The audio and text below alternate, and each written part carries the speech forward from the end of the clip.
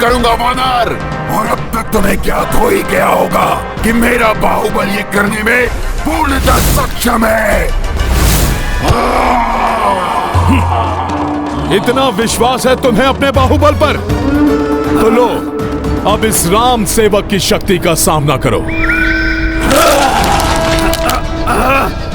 अमृत ताल का रक्षक ये राक्षस तो स्वयं भी अमर होगा, इसलिए इससे उलझने और संघर्ष करने में समय व्यर्थ गंवाने के स्थान पर मुझे अपना संपूर्ण ध्यान इस ताल को जल विहीन करने पर केंद्रित करना चाहिए।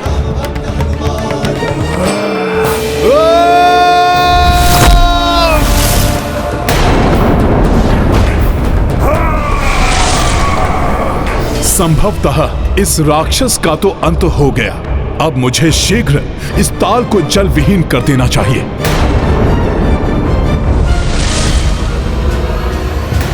लंकेश का सेवक हूं मैं, मायावी हूं। तुमने क्या सोचा मुझसे छुटकारा पा लिया तुमने? वानर, यही हूं मैं।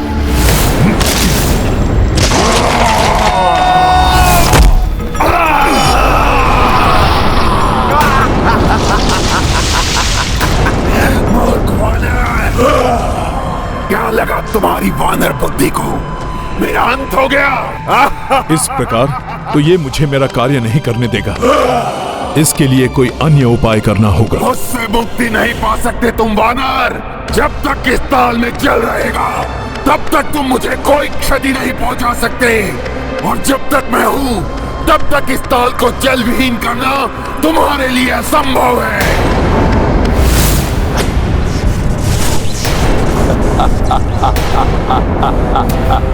मुझे क्षति पहुंचाना तुम्हारे लिए संभव नहीं है वनवासी। अब देखो कि कैसे मेरी मायावी बाधा तुम्हारे साथ तुम्हारी संपूर्ण वानर सेना को समाप्त करती है।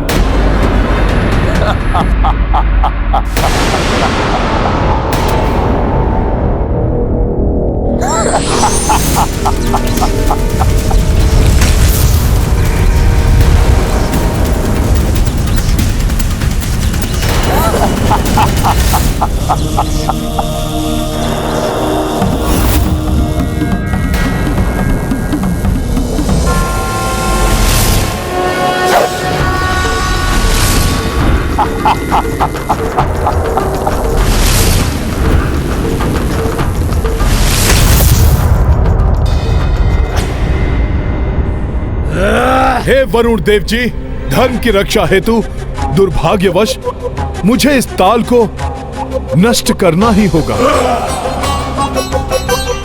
हे अग्निदेव, कृपा कर इस कार्य में मेरी सहायता कीजिए।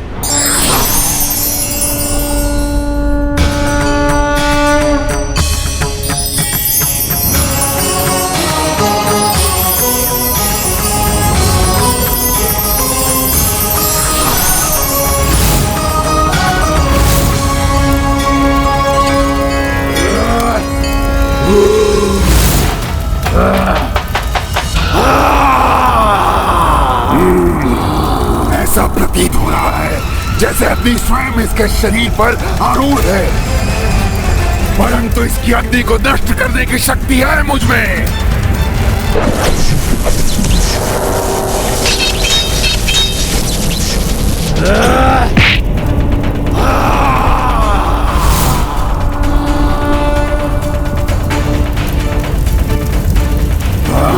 छोड़ दो मुझे दुष्ट वानर, तुम मुझे भस्म कर रहे हो। छोड़ दो मुझे।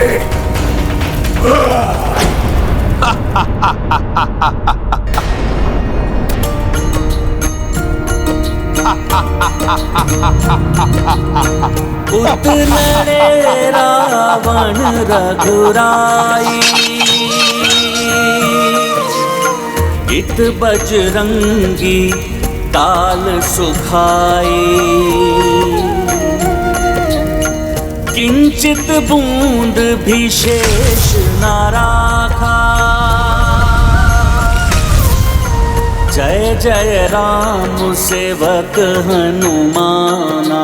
राम सिया राम जय हनुमान। राम सिया राम जय हनुमान।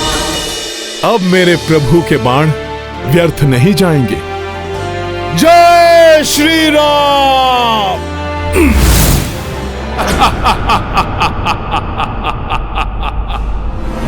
अमृत ताल के जल विहीन होने के बाद अब प्रभु के इस अस्त्र का प्रभाव रावण पर अवश्य होना ही चाहिए। किंतु चिंता तो इस बात की है कि कहीं इस दुष्ट के पास अपनी सुरक्षा के लिए अन्य कोई उपाय तो नहीं है।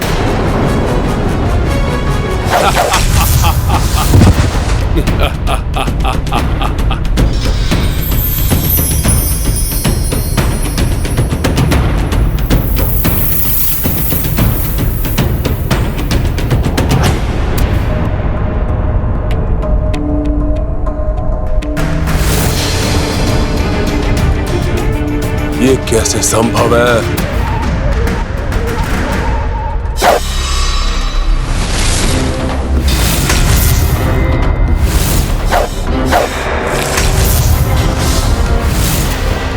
मेरे शीश पुनः मेरे देह से जुड़ क्यों नहीं रहे हैं?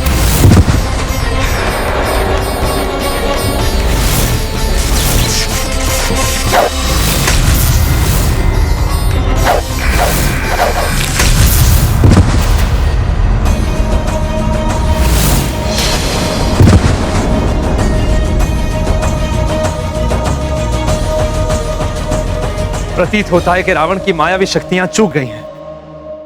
अब उसका अंत समीप है।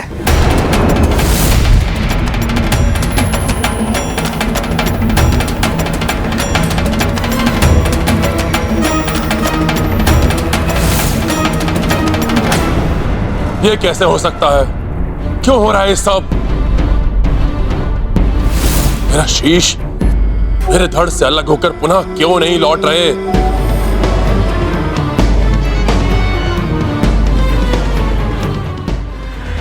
प्रतीत होता है इस वानर को अमृत ताल के बारे में ज्ञात हो गया है। अवश्य ही इसके द्वारा अमृत ताल वाष्पित कर लुप्त कर दिया गया है। प्रभु, अंत कर दीजिए इस दुष्ट का।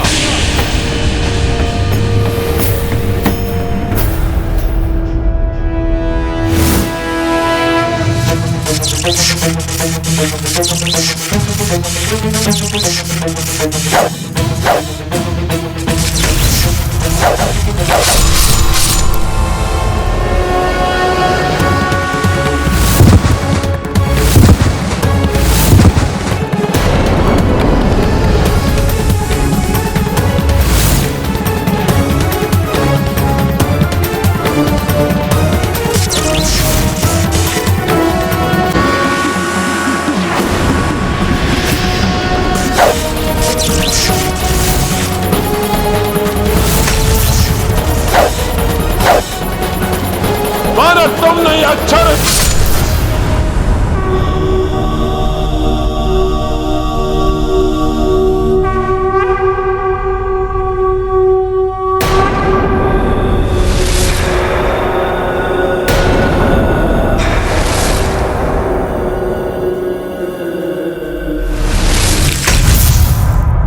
जय श्री राम।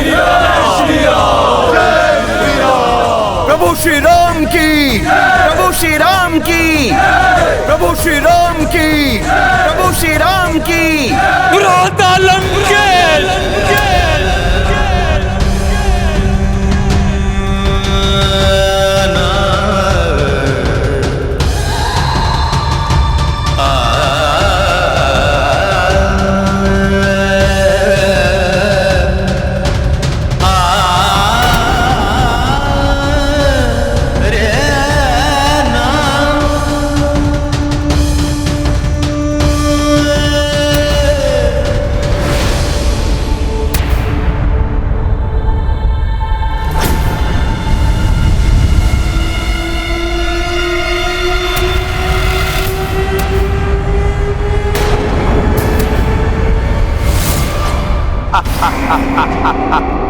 ये कैसे संभव है?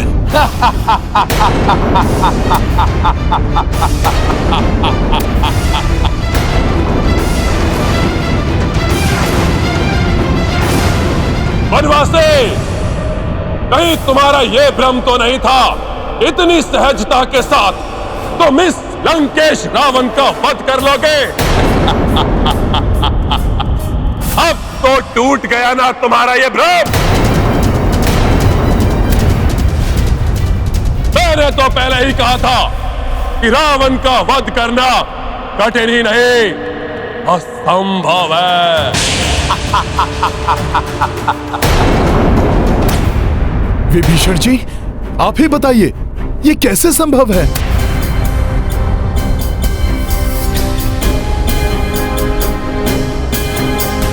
रावण को रक्षा प्रदान करने वाले अमृत ताल को स्वयं नष्ट किया है मैंने। उसमें जल की एक बूंद भी मैंने शेष नहीं रहने दी, परंतु यह फिर भी पुनर्जीवित हो गया। इसका तो अब तक अंत हो जाना चाहिए था।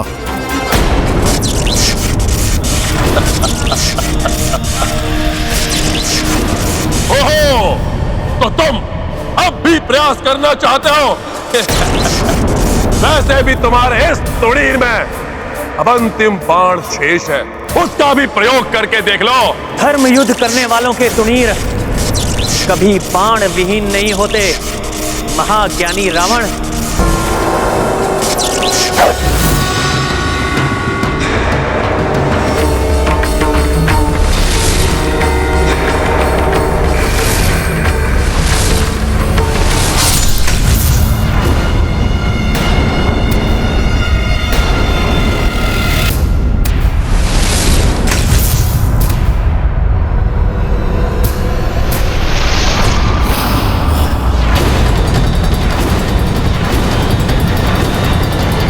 यदि तुम्हारे पास असंख्य बाण हो तब भी तुम इस लंकेश रावण का वध नहीं कर सकते, क्योंकि जिस बाण से मेरा लंकेश रावण का वध संभव है वो तुम्हारे इस तुड़ीर में है ही नहीं।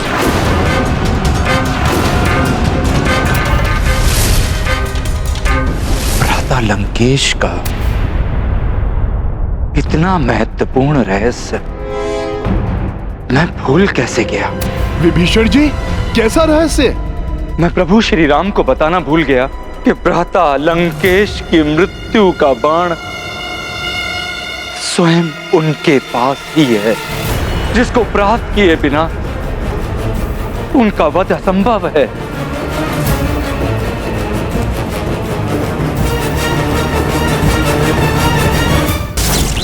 रुको मत वनवासी, चेष्टा करते रहो। रावण का मृत्यु बाण, वो उसे कैसे प्राप्त हुआ और मुझे कहां मिलेगा वो बाण?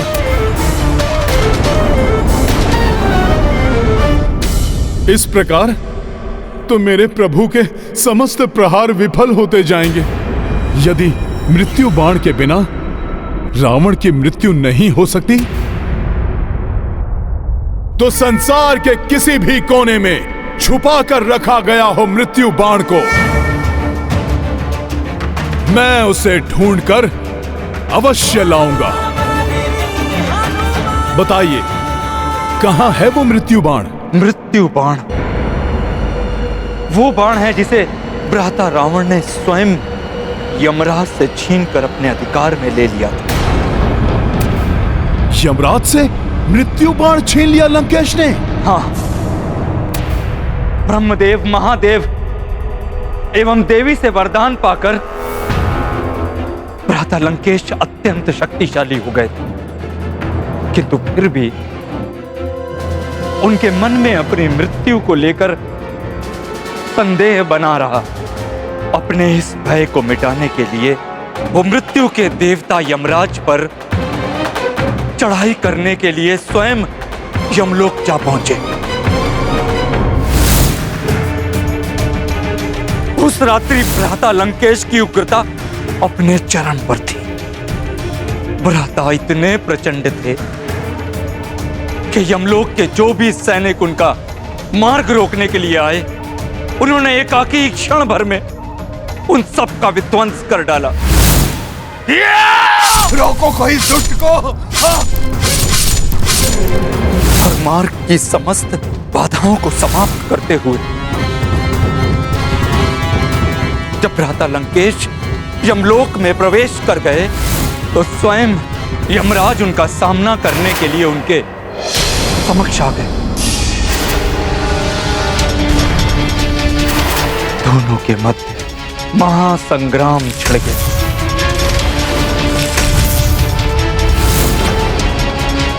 सृष्टिकर्ता ब्रह्मदेव एवं देवाधिदेव महादेव के वरदानों के कारण भ्राता रावण यमराज से अधिक शक्तिशाली सिद्ध होने लगे।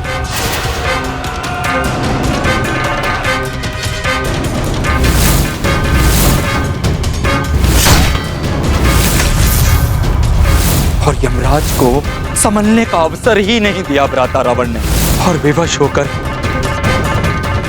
यमराज को अपनी पराजय स्वीकार करनी पड़ी।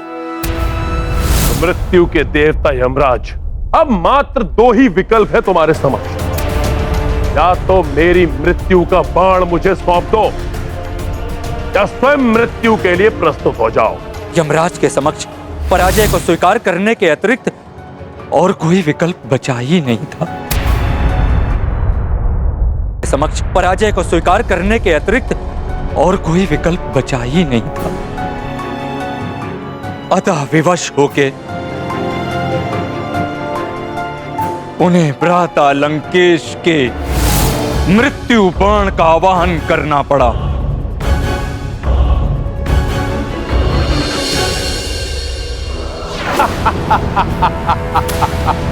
अब ये मेरी मृत्यु का बाण मेरे अधिकार में रहेगा। जब किसी को यह बाण ही प्राप्त नहीं होगा तो कोई भी मेरा वध नहीं कर पाएगा। अमर हो जाएगा त्रिलोक विजेता लंकेश रावण।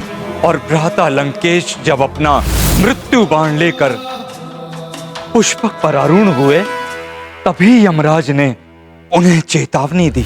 रावण, इस भ्रम में कदापि मत रहना कि तुमने अपनी मृत्यु पर विजय प्राप्त कर ली है। तुम जिस पृथ्वी पर रह रहे हो वो नश्वर है। वहां जिसका जन्म होता है, समय आने पर उसकी मृत्यु भी होती है। तुम नहीं बच पाओगे रावण। तुम्हारे मृत्यु का भी जब समय आएगा, तुम्हारा यह मृत्यु बाण स्वतः उसके पास पहुंच जाएगा जिसके हाथों तुम्हारी मृत्यु होगी। तो विभीषण जी, इस समय वो बाण है कहां? कृपया करके मुझे शीघ्र बताइए। मैं किसी भी मूल्य पर उस बाण को लेकर आऊंगा। ये तो स्वयं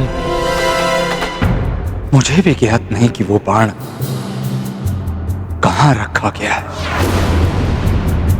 किंतु जहां तक मेरा अनुमान है,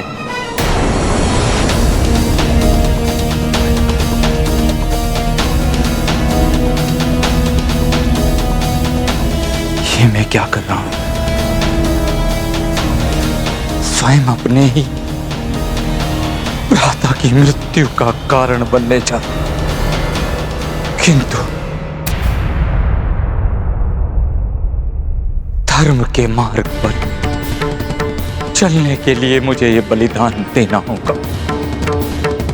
भाभी मंदोदरी को इसके विषय में अवश्य ज्ञान होगा। महारानी मंदोदरी? किंतु स्मरण रहे हनुमान, भाभी पतिव्रता स्त्री है, इसलिए उनसे मृत्यु बाण के विषय में पूछना निरर्थक ही होगा।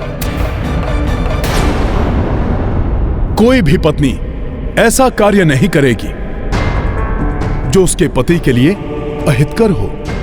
यही नारी धर्म है। किंतु रावण का मृत्यु बाण प्राप्त करने के लिए मैं उसके महल में जाऊंगा, भले ही इसके लिए मुझे कुछ भी करना पड़े। वैसे भी एक समय मैंने महारानी मंदोदरी से एक वचन लिया था जो उन्हें पूरा करना है। यदि आवश्यकता पड़ी तो मैं उस वचन का आश्रय भी लूंगा।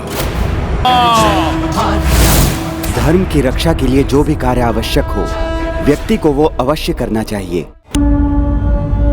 जय श्री राम।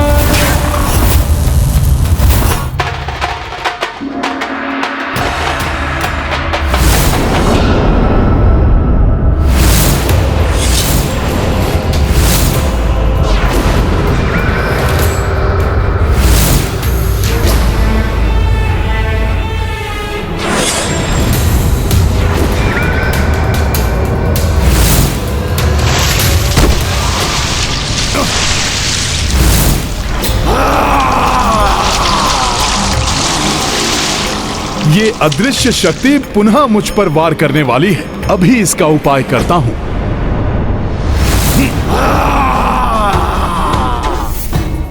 बहुत हुए तुम्हारे अदृश्य वार। अब मैं तुम्हें और अधिक समय के लिए अपने कार्य में बाधा नहीं बनने दूंगा। योद्धा छिपकर नहीं, प्रत्यक्ष होकर वार करते हैं। साहस है तो मेरे समक्ष आकर मेरा सामना करो। सदैव के समान मैं राम काज के लिए अपने प्राण न्यौछावर करने के लिए तैयार हूं, परंतु उसमें किसी भी बाधा को सहने के लिए तैयार नहीं। तुम राम काज में संलग्न हो तो मैं भी दशानन रावण का कार्य कर रहा हूँ, जिसमें आने वाली बाधा को रोकने के लिए मैं किसी का वध करने में कोई भी संकोच नहीं करूंगा वानर। और अब तक तुम्हें ज्ञात हुई। कदाचित इनके वार्तालाप से ही उस मृत्यु बाण तक पहुंचने का कोई सूत्र प्राप्त हो जाए।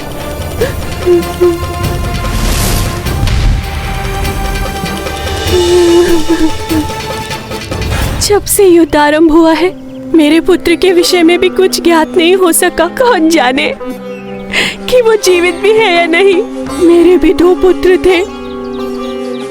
युद्ध आरंभ होने के पश्चात उनके बारे में कुछ ज्ञात नहीं हो पा रहा है। पता नहीं क्या होगा उनका। मुझे तो हम सबका भविष्य अंधकार में दिखाई दे रहा है। सब भविष्य के लिए चिंतित हैं। तो विभीषण जी, इस समय वो मृत्यु बाण है कहाँ? भाभी मंदोदरी को इसके विषय में अवश्य ज्ञान होगा। रावण का मृत्यु बाण प्राप्त करने के लिए मैं उसके महल में जाऊंगा, भले ही इसके लिए मुझे कुछ भी करना पड़े। प्रभु श्री राम के काज के लिए मुझे स्वांग रचना पड़ेगा।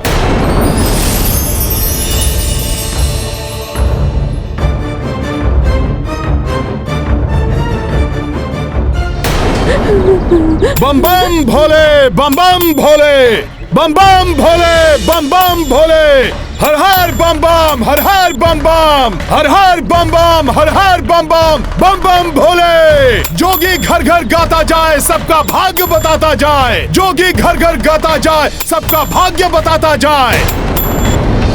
बम बम भोले, बम बम भोले। अरे देखो, कोई जोगी आ रहा है। बम बम भोले, बम बम भोले। हाँ, बड़े ही पहुँचे हुए जोगी लग रहे हैं ये। भूत भविष्य को देखे जोगी, जोगी से कुछ छुप ना पाए। आगे क्या है होने वाला, ये सब जोगी ही बतलाए। जोगी बाबा, क्या आप हम सबका भविष्य बता सकते हैं? अवश्य देवी।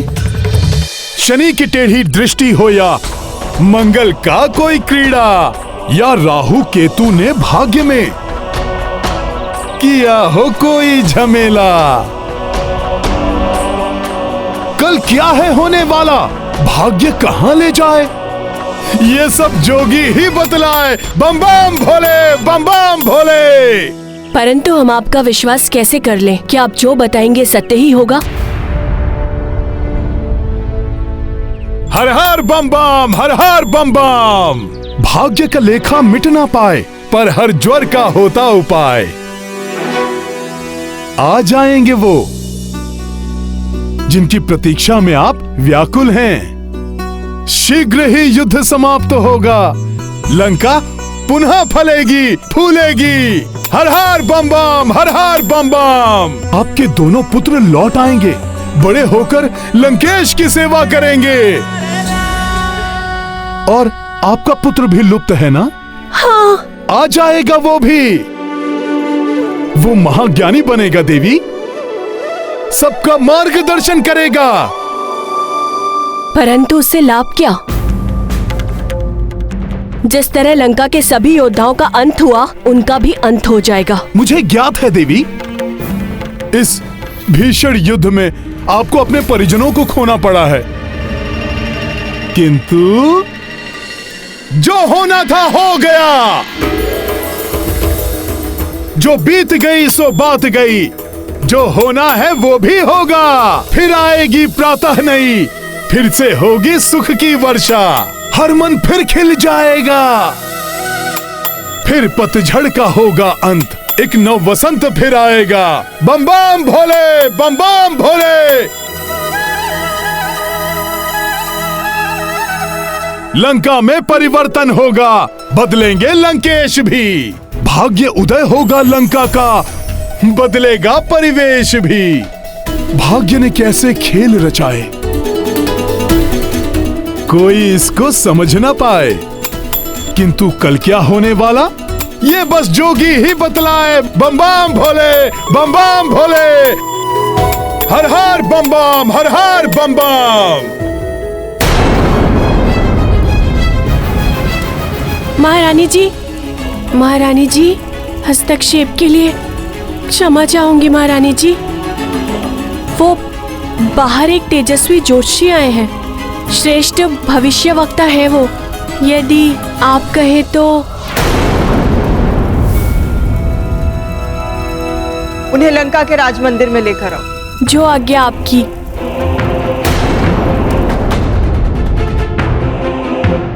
वनवासी, बहुत प्रहार कर लिए तुमने अपने इन बाणों से और सब भी विफल हो गए। अब प्रहार मैं करूंगा। मेरा ये अस्त्र तुम्हें तुम्हारे काल के दर्शन करा देगा।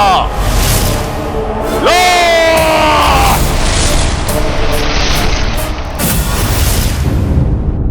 बम बम भोले, बम बम भोले, बम बम भोले। अब मुझे किसी प्रकार देवी मंदोदरी को बातों में उलझाकर मृत्यु बाण कहाँ रखा है ये ज्ञात करना होगा।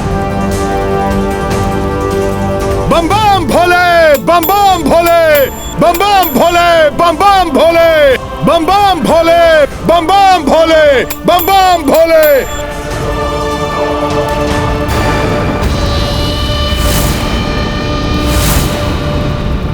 ये जोगी कुछ परिचित से प्रतीत हो रहे हैं। ये कहीं तो देखा है मैंने इन्हें। क्या महारानी मंदोदरी ने मुझे पहचान लिया?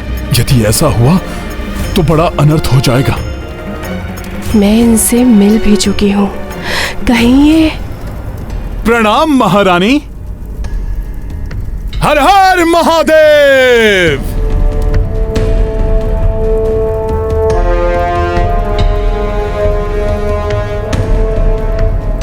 महारानी जी, अवश्य ही आप और आपके पतिदेव बड़े ही शिव भक्त हैं।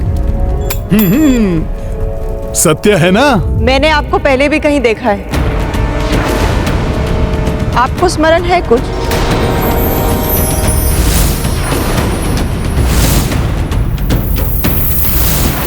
अब क्या करूं? मिथ्या संभाषण में कर नहीं सकता, और सत्य कहा तो अनर्थ हो जाएगा।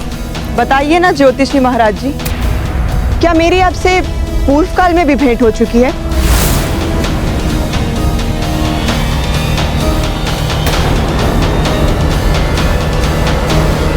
महारानी जी, हर जोगी की यही कहानी, रमता जोगी बहता पानी। हिम क्षेत्र से लंका तक जोगी घट घट भ्रमण करे। किससे कहां भेंट हो जाए, कब किसको स्मरण रहे। आप भाग्य बांचते फिरते हैं, तो बताइए आपके अनुसार लंका के भाग्य में क्या होने वाला है? पूछना है लंका का भाग्य या लंकेश की चिंता सताए। जोगी बताए मन की बात, जोगी से कुछ छिप ना पाए। अतुलित युद्धवीर लंकेश महाभट है, महाबलवान, महाभक्त हैं महादेव के, वेद शास्त्र के हैं विद्वान। उस पर पतिव्रता हैं आप, आपके व्रत से वो हैं रक्षित। फिर क्यों भय से कांप रही हैं? आपके स्वामी हैं सुरक्षित। बम बम भोले, बम बम भोले, बम बम भोले, हर हर महादेव। अब ये चिंता तजिए देवी, उनकी चिंता तो है व्यर्थ, कोई उनको हरा न पाए। महाबली वो सर्वसमर्थ, सुख वैभव से फिर ये लंका सबकी प्रिय बन जाएगी।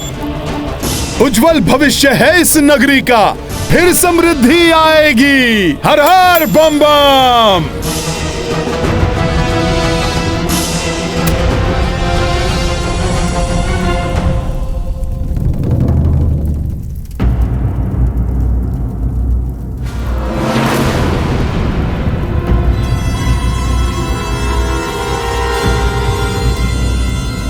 किंतु यहां तो नहीं, किंतु ये कैसे हो सकता है? क्या हुआ ज्योतिषी जी, कोई समस्या है क्या? हाँ देवी, एक तुच्छ सी आपदा है जो स्वयं लंकेश के आसपास डोल रही है। ये आपदा किसी देवता की ओर से या फिर कोई यक्ष बनेगा इसका कारण। मैं कुछ समझ नहीं पा रहा हूं। कहीं ये किसी नर की ओर से तो नहीं? हाँ, अपितु जहां तक मेरा अनुमान है, ये आपदा किसी वानर की ओर से आ सकती है।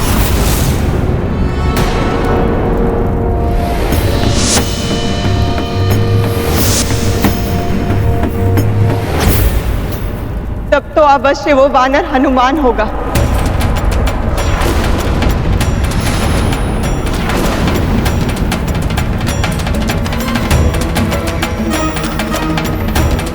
हाँ, बस उस वानर से सतर्क रहना होगा। वही संकट उत्पन्न कर सकता है लंकेश के लिए। किंतु हनुमान कैसा संकट उत्पन्न कर सकता है, देखकर बताइए ना।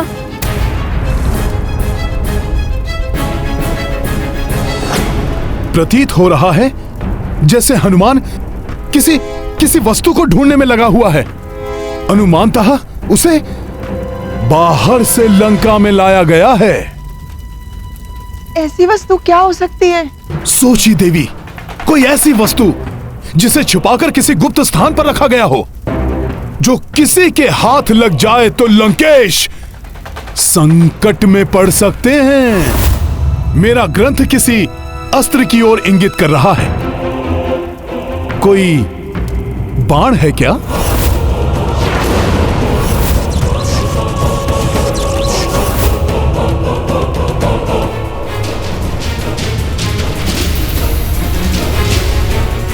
कहीं मृत्यु का बाण तो नहीं?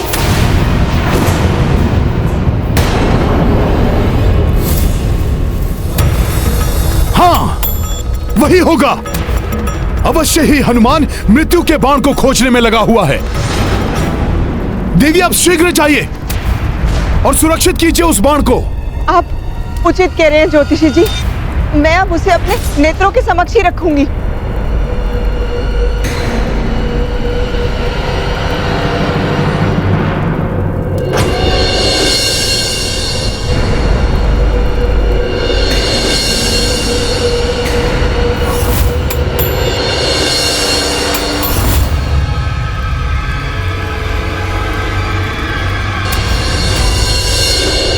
इतना तेज महादेव की जैसी आभा, ये कोई साधारण ज्योतिषी नहीं है।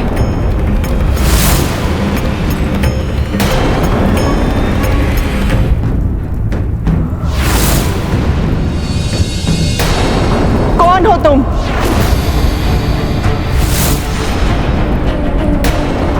मुझे विश्वास है कि तुम ज्योतिषी का छद्म वेश धारण करके मेरे समक्ष आए हो। यदि अब तुम अपनी भलाई चाहते हो तो अपने वास्तविक रूप को धारण कर लो।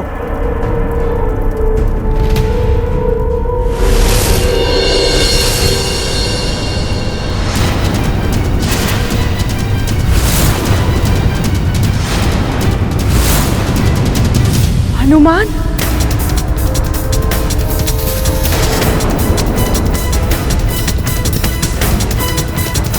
छद्म रूप धारण करने के लिए मैं क्षमा प्रार्थी हूं देवी, किंतु इस धर्म और अधर्म के युद्ध का अंत करने के लिए, लंका नगरी से पाप का साम्राज्य समाप्त करने के लिए आपके समान ही पतिव्रता स्त्री माता सीता की अस्मिता की रक्षा करके उन्हें अपने पति को लौटाने के लिए मुझे ये स्वांग रचना पड़ा।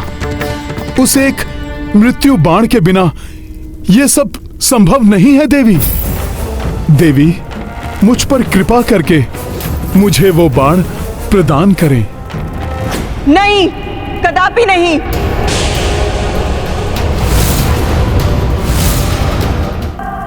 इससे पूर्व कि मैं अपना संयम खो दूं, चले जाओ यहां से।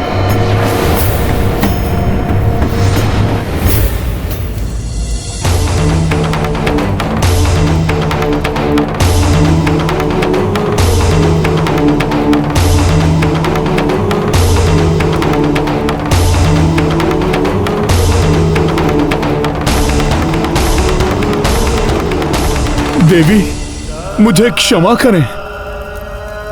उस बाण को लिए बिना मैं यहां से नहीं जा सकता।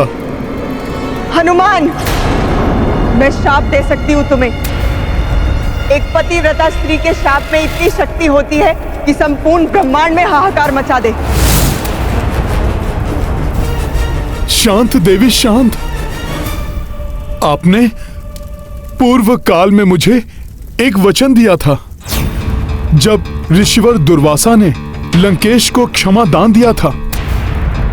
देवी, स्मरण कीजिए। स्मरण रहे, रावण को जीवन दान हनुमान की विनती से प्राप्त हुआ है। अतः भविष्य में हनुमान के इस उपकार का प्रतिफल देना होगा।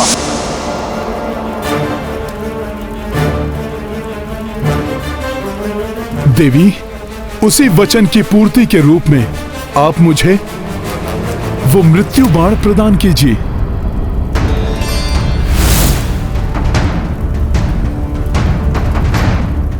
अन्यथा यह युद्ध अनवरत चलता रहेगा और तब न जाने कितना विध्वंस और होगा।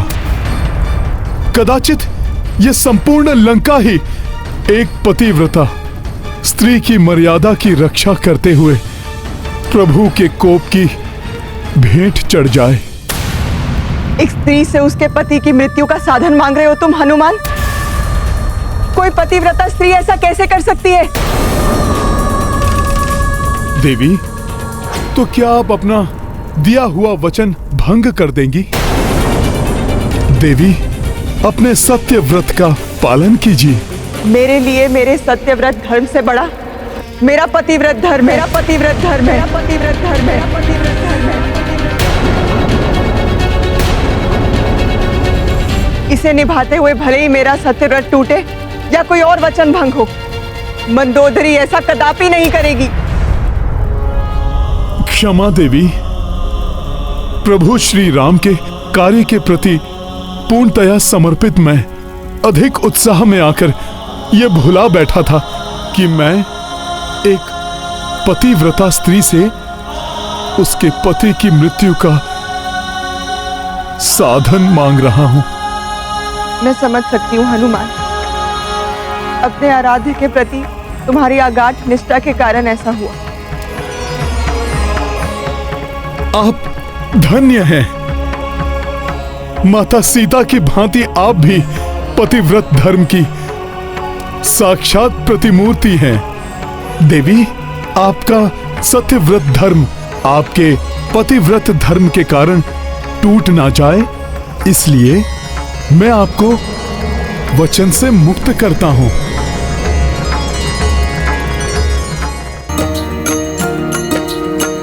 मंदोदरी सदा पतिव्रत धारी और कपि सत्यव्रत अनुचारी। प्राप्त वचन अंजनी सुतवारी अबला कृतज्ञ भैया भारी। राम सिया राम जय हनुमान। राम सिया राम जय हनुमान। ये गाथा महा मधुमत की रुचिकर लीला राम भगत की। जय जय जय रघुनंदन राम, जय जय जय महाबली हनुमान। जय जय जय रघुनंदन राम, जय जय जय महाबली हनुमान।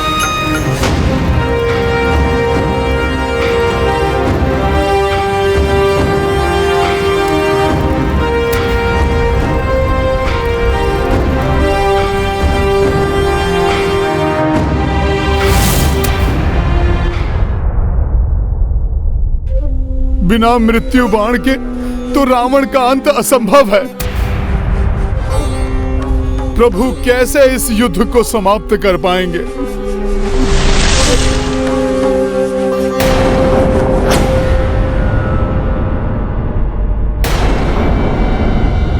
कोई मेरा पीछा कर रहा है क्या?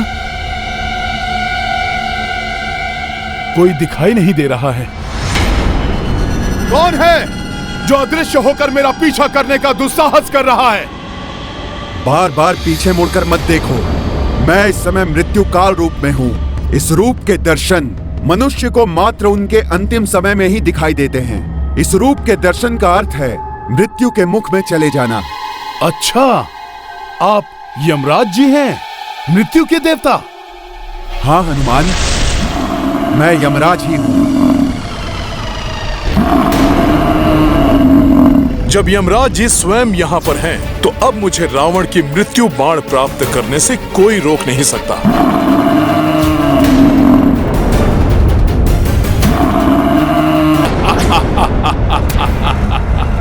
रावण का वध करना तुम्हारे बस में नहीं है वनवासी।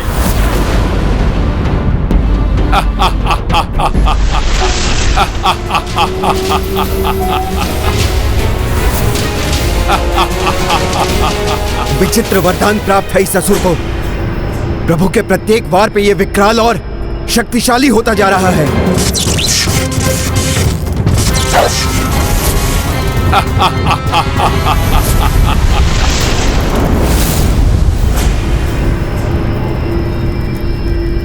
स्वामी लंकेश की शक्ति बढ़ने के साथ साथ मेरे हृदय का कंपन भी बढ़ रहा है। न जाने क्या होने वाला है आज। पति कितना भी अधर्मी क्यों न हो, किंतु पत्नी सदैव पति के हित के लिए ही तत्पर रहती है। महारानी मंदोदरी भी लंकेश का मृत्यु बाण कभी नहीं देंगी। उस बाण को युक्ति से प्राप्त करना होगा।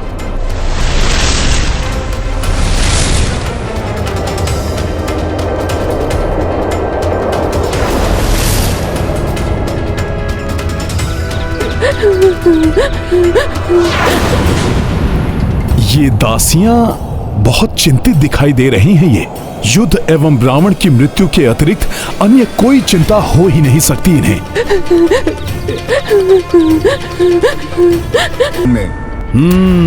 मृत्यु का भय अवश्य दहल जाएगा उसका हृदय आपके काल रूप के दर्शन से। मृत्यु का भय बहुत बड़ा होता है यमराज जी। उस अधर्मी को आप अपने इस मृत्यु काल रूप का दर्शन दीजिए। कहिए कि उसका अंत समय आ गया है।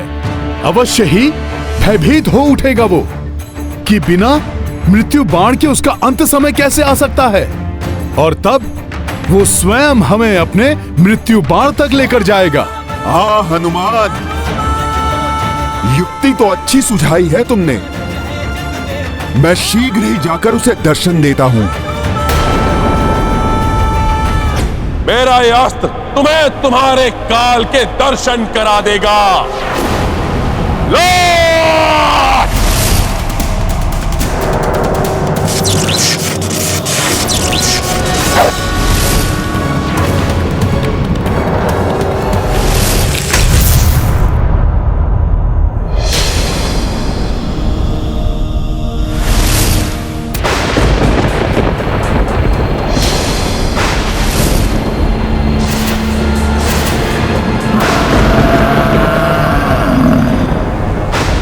अकस्मात ही क्या होने लगा।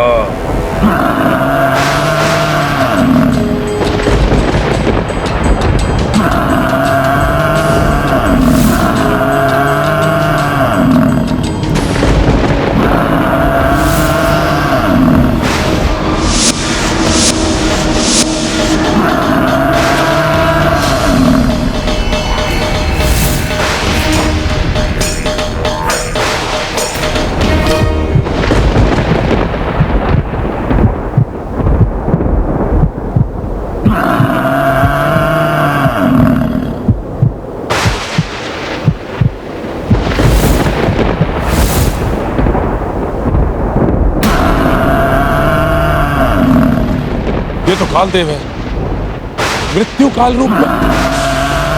ये कैसे संभव है? मेरी मृत्यु का बाण तो मेरे पास ही सुरक्षित है। ये सब क्या होने लगा अकस्मात ही? ये रावण एकाएक भयभीत कैसे हो उठा?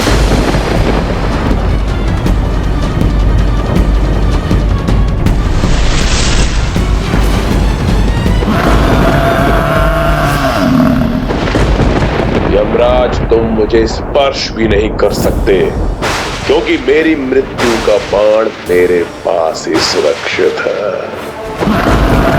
रावण, अब तुम्हारे अंत का समय आ गया है। अब तुम्हें मृत्यु के मुख में जाने से कोई नहीं बचा सकता। नहीं, असंभव है ये कैसे हो सकता?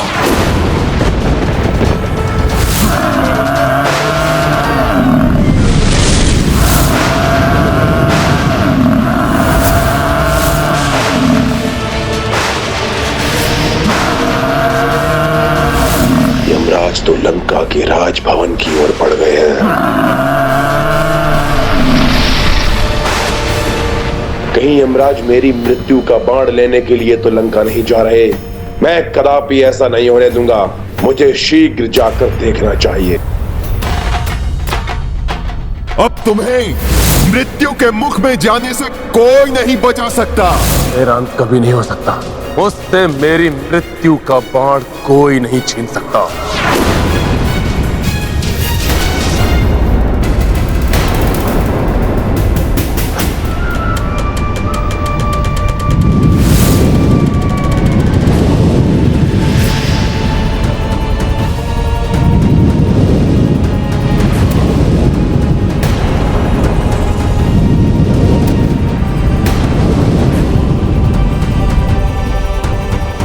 भले ही रावण बारंबार जीवित होता रहे, किंतु मेरे प्रहार नहीं रुकेंगे।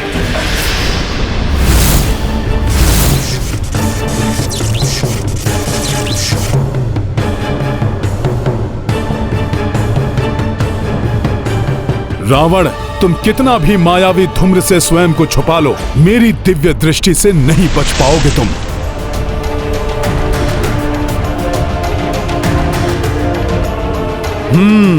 तो इस धूम्र के पीछे छुपकर ये राक्षस अपनी माया से दो रूप बना रहा है, जिससे कि एक रूप यहां युद्ध करता रहे और दूसरा रूप मृत्यु बाण तक जा सके। तो मेरी युक्ति में तुम फंस ही गए रावण। तुम स्वयं मुझे उस मृत्यु के बाण तक लेकर जाओगे।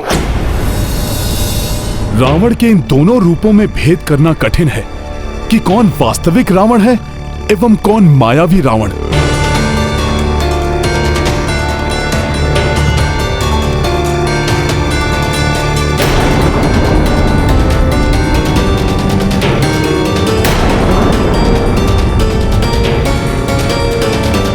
रावण, बहुत चतुर समझते हो ना स्वयं को, किंतु मैं तुम्हारा पीछा नहीं छोड़ूंगा।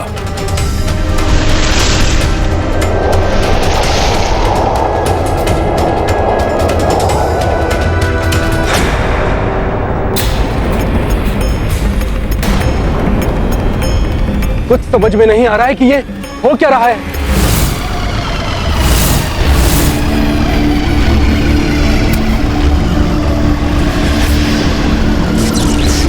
क्या देख रहे हो वनवासी? बहुत प्रहार कर लिए तुमने, अब मेरा भी प्रहार देखो।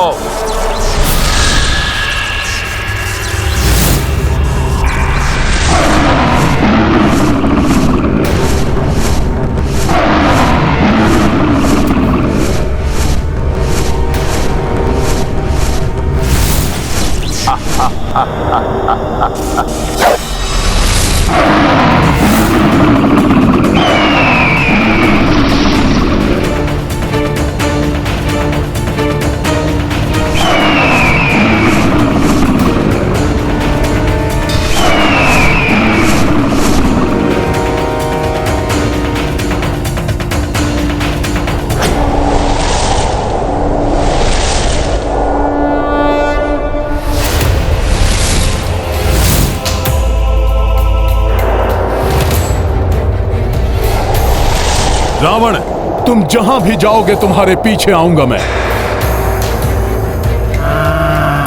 हनुमान के बुद्धि बल का ही परिणाम है ये, जो रावण स्वयं मृत्यु बाण तक पहुंचाने का मार्ग प्रशस्त कर रहा है।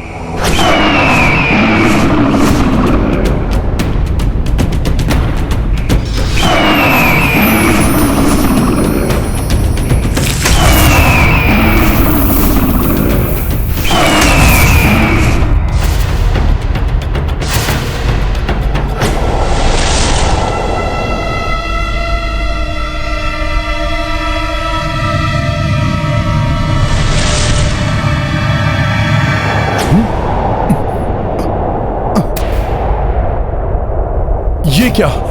रावण अकस्मात ही कहां लुप्त हो गया? अब मृत्यु बाण के इतने निकट आकर भी कहीं सारा किया हुआ व्यर्थ ना हो जाए। नहीं, ऐसा नहीं हो सकता। रावण को मुझे शीघ्र ही ढूंढना होगा।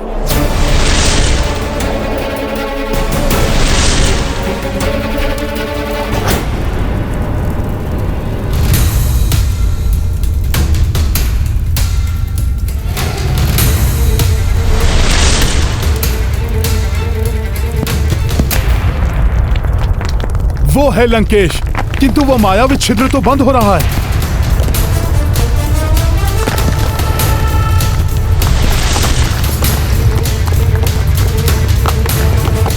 उस छिद्र के बंद होने के पूर्व ही मुझे उसके पार जाना होगा। लाए प्रयोग कपि चतुराई, जामह लंकेशा उलझाई। मृत्यु बाण प्राप्ति के लाए, अंजनी नंदन युक्ति लगाए। रावण मार्ग स्वयं की प्रशस्ता, हनुमत आगे कोसि विवशता। बजरंगी जब बुद्धि लड़ाई, दुर्गम काज सुगम हो भाई। रावण, तुम हनुमान को अपने मृत्यु बाण तक ले ही आए। मेरे मृत्यु बाण तक मेरे अतिरिक्त कोई अन्य पहुंच ही नहीं सकता। यही होगा मेरा मृत्यु बाण।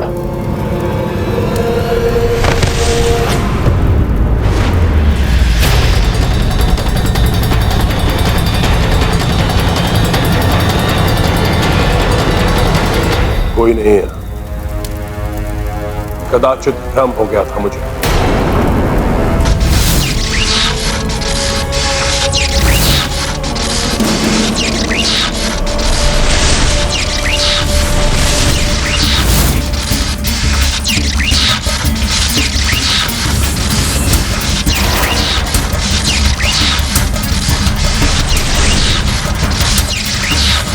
ओम ओम जूम सहा ओम ओम जूम जूम।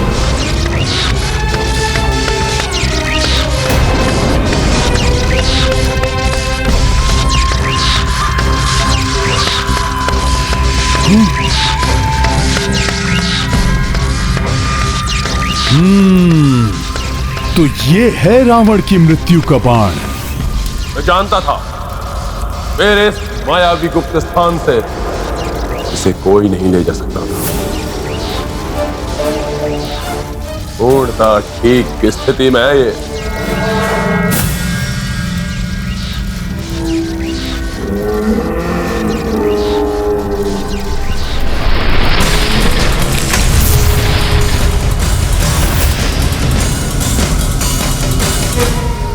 अब जाकर उस वनवासी को समाप्त करता हूं। बहुत अस्त्र चला लिया उसने।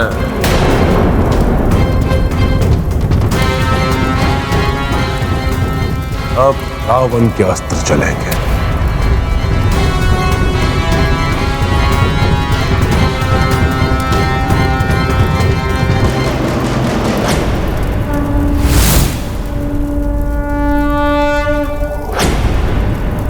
रावण, अब सुरक्षित नहीं रहेगा तुम्हारा यह मृत्यु बाण, और ना ही तुम सुरक्षित रह पाओगे।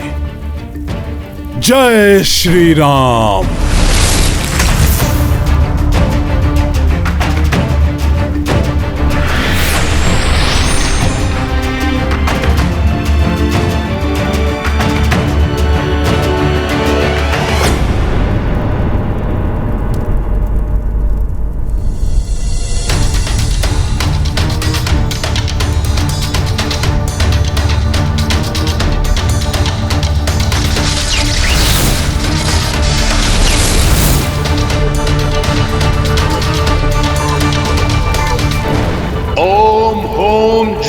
सः ओम होम जूम सः ओम होम जूम सः ओम होम जूम सः।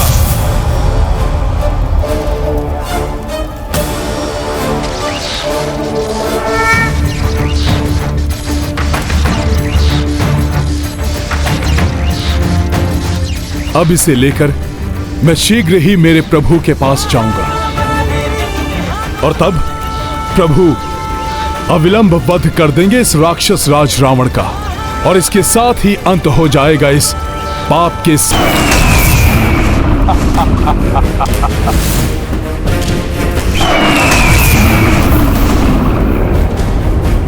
रावण का ये मायावी पशु बड़ा ही भयंकर प्रतीत हो रहा है। किंतु विजय प्रभु के अस्त्र से निर्मित पशु की ही होगी, क्योंकि अधर्म कितना भी भयानक और बलशाली क्यों न हो, विजय सदैव धर्म की ही होती है।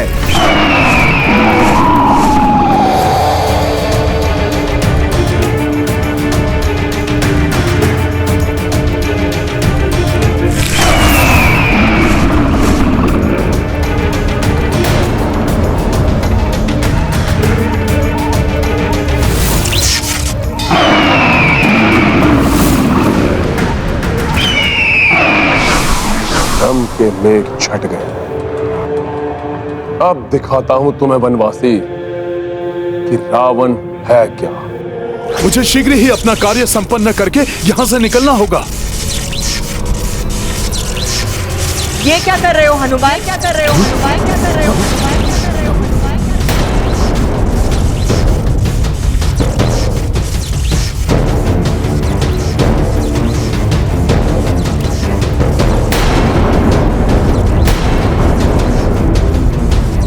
तो अब तुम छल का भी आश्रय लेने लगे हनुमान।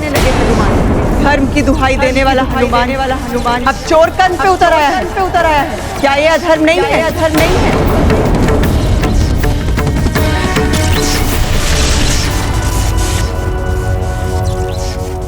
क्या सोच रहे हो हनुमान?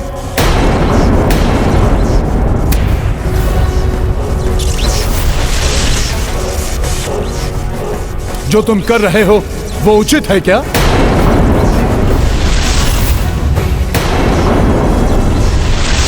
क्या अधर्म से प्राप्त किए गए इस बाण को तुम्हारे मर्यादा पुरुषोत्तम प्रभु स्वीकार कर लेंगे?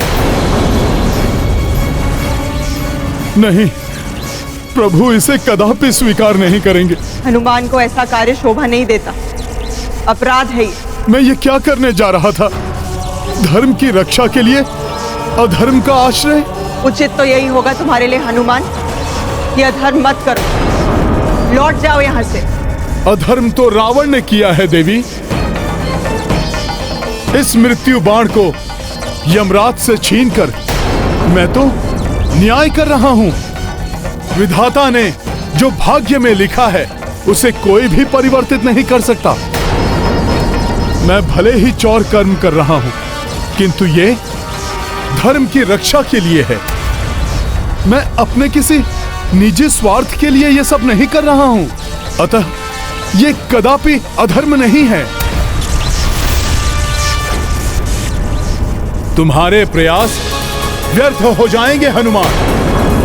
अधर्म का कलंक भी लग जाएगा तुम्हारे मस्तक पर। हनुमान तो असमंजस में फंस गए। इस दुविधा से निकलना होगा हनुमान को। यदि हनुमान रावण का मृत्यु बाण लेकर नहीं गए तो इस युद्ध का अंत कैसे हो पाएगा? प्रभु श्री राम के प्रयास विफल होते जाएंगे। नहीं, प्रभु श्री राम कदापि अधर्म का साथ नहीं देंगे। मुझे ये मृत्यु बाण यहीं छोड़ना होगा।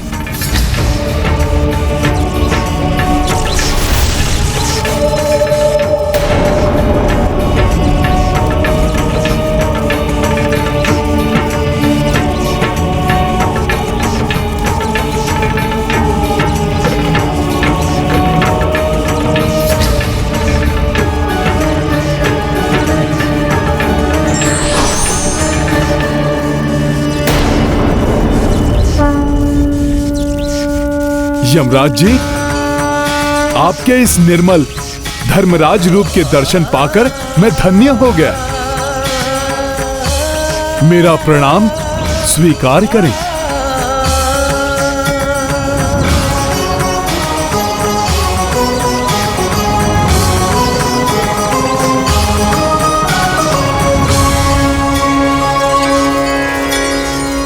हनुमान, धर्म अधर्म की दुविधा में पड़ गए हो। हाँ धर्मराज जी। ये अधर्म नहीं है हनुमान, अपितु तुम तो इस बाण को उसके उचित स्थान पर पहुंचाकर धर्म संगत कार्य कर रहे हो। किंतु है तो ये चौर कर्म ही ना, इसे मेरे प्रभु कदापि स्वीकार नहीं करेंगे। हनुमान, धर्म की रक्षा के लिए आवश्यक है, इसीलिए तुम्हें इस बाण को प्रभु के संज्ञान में आए बिना ही उनके तुनीर में रखना होगा। इस प्रकार जैसे ही रावण के जीवन की अंतिम घड़ी आएगी, उसका मृत्यु बाण प्रभु के हाथ में आ जाएगा। किंतु ये तो पूर्णतया धर्म के विरुद्ध होगा, प्रभु के साथ छल होगा ये। नहीं हनुमान, कोई छल नहीं, कोई धर्म के विरुद्ध कृत्य नहीं होगा ये। मैं धर्मराज तुम्हें अधर्म का कार्य करने को कैसे कह सकता हूं भला? हनुमान, अधर्म तो तब होगा जब रावण का मृत्यु काल आने पर भी प्रभु श्री राम के हाथों उसे मृत्यु प्राप्त नहीं हो पाएगी। किंतु धर्मराज जी, कभी कभी बड़े उद्देश्य को पूर्ण करने के लिए छोटी छोटी भूलों की अपेक्षा करनी पड़ती है। यमराज जी का कथन सत्य है, किंतु मेरे प्रभु श्री राम के लिए तो ये सर्वथा अनुचित और अधर्म ही है। क्या उनके बिना संज्ञान के ये कार्य करना अनुचित नहीं होगा? ये है मृत्यु के देवता। हाँ हनुमान, मैं यमराज ही हूँ। प्रणाम। रक्षराज रावण की मृत्यु का समय आ गया है। मैं उसी के प्राण हरने अपना मृत्यु पाश लेकर निकला हूँ, किंतु मुझे भय है कि मैं अपने उद्देश्य में असफल ना हो जाऊं। रावण का मृत्यु बाण उसी के अधिकार में है, जिसे उसने अपने भवन में कहीं छुपा कर रखा है। और जब तक वो मृत्यु बाण किसी भी प्रकार से प्रभु श्री राम के हाथ में ना आ जाए, तब तक रावण की मृत्यु असंभव है। हाँ हनुमान, यदि वो मृत्यु बाण ना मिले तो मैं यमराज होकर भी अपना धर्म और कर्तव्य पालन में विफल हो जाऊंगा। किंतु हनुमान, तुम तो बल, बुद्धि एवं युक्ति में अतुलित हो, संकट मोचन हो संसार के। मेरे भी संकट हर लो हनुमान। किंतु मैं भी तो महारानी मंदोदरी से वो मृत्यु बाण प्राप्त करने में विफल हो गया हूँ। हनुमान, विफलता का अर्थ पराजय मानकर बैठ जाना नहीं होता। सफलता प्रयास करके ही प्राप्त होती है। सोचो हनुमान, कोई तो उपाय होगा इस बाण को प्राप्त करने का, कोई युक्ति, कुछ तो ऐसा होगा जिससे वो अधर्मी अपनी मृत्यु से ना बच पाए, उसका हृदय भी मेरे काल रूप के दर्शन से दहल जाए, मृत्यु का भय समा जाए उसके मन में। मृत्यु का भय अवश्य दहल जाएगा। महादेव ने आखेटक का रूप धारण किया एवं नंदी हिंसक शूकर बन गए और शीघ्र ही आखेटक शिव अपना धनुष बाण लिए शूकर का पीछा करने लगे।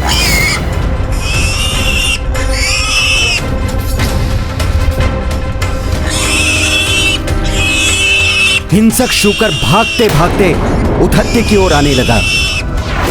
भय के मारे उठत्ती के मुख से अकस्मात ही देवी आदिशक्ति का प्रथम बीज मंत्र प्रस्फुटित हुआ।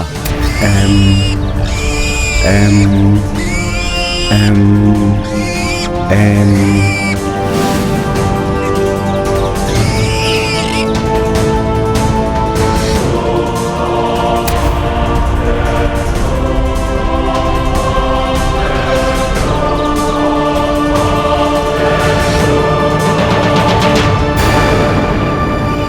हे युवक, क्या तुमने मेरे आखेट को इस ओर आते हुए देखा है? चुप क्यों हो? बताओ, उस शूकर को आखेट करके मैं अपने परिवार के लिए आज रात के भोजन का प्रबंध कर लूंगा। तुम्हें भी इसका पुण्य मिलेगा। बताओ, कहां छुप गया है वो शूकर? क्या करूं मैं? सत्य बोलता हूं तो एक जीव के प्राण की हानि होगी, और यदि असत्य बोलकर उस जीव की रक्षा करता हूं तो असत्य वाचन का दोष लगेगा, अधर्म होगा ये। फिर क्या किया उसने? उस दुविधा से कैसे मुक्त हुआ उतथ्य? बुद्धिहीन होकर भी उसने उचित निर्णय लिया।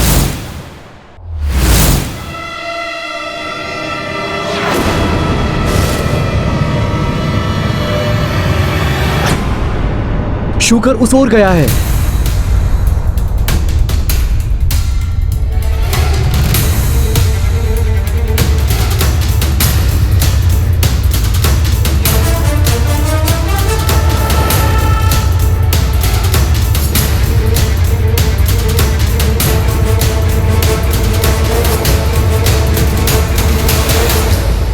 उस जीव के प्राण बचाने के लिए उतथ्य ने असत्य बोला, तब तो वो अवश्य ही भोले बाबा की परीक्षा में असफल हो गया होगा। हनुमान, असत्य बोलकर भी उसने धर्म का पालन किया था। उतथ्य के झूठ बोलने से आखेटक क्रोधित हो उठा। तुमने मुझसे झूठ बोलने का दुस्साहस कैसे किया?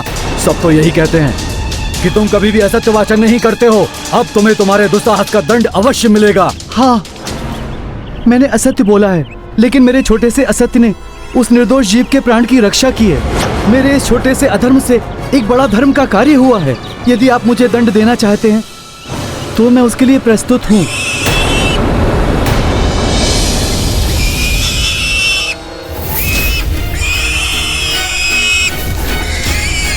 ये क्या? ये शूकर यहाँ वापस क्यों आ गया?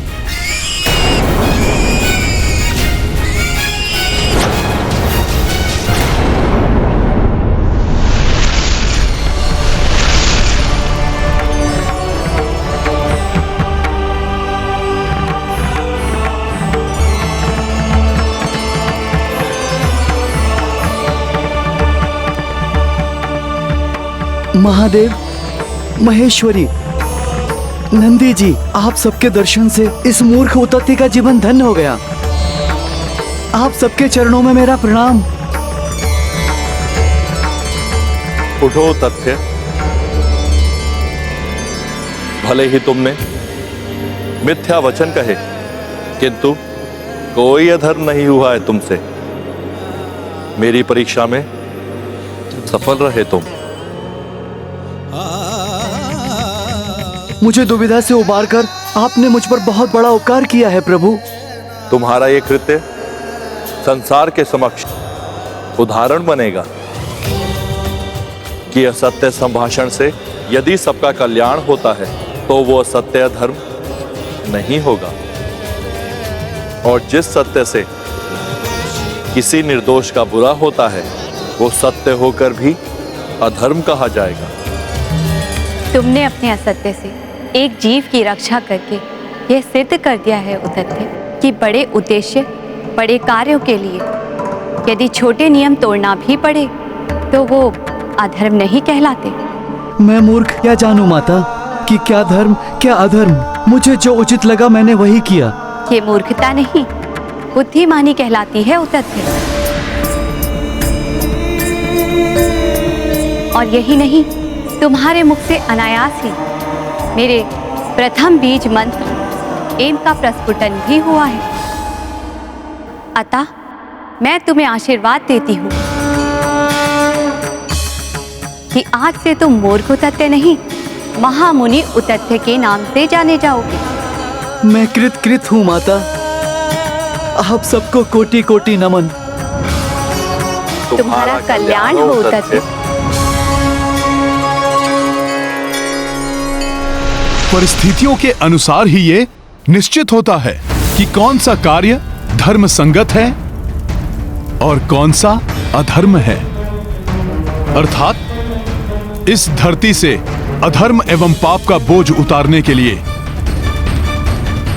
अधर्मी रावण का अंत होना आवश्यक है, और इसके लिए यहां से मृत्यु बाण को इस प्रकार ले जाना अधर्म नहीं है। तुम्हारा कार्य पूर्णतः धर्म संगत है हनुमान, किंतु अभी भी एक दुविधा उत्पन्न हो सकती है। अब कैसी दुविधा धर्मराज जी? वो दुविधा ये है हनुमान कि प्रभु इस बाण को चलाएंगे कहां?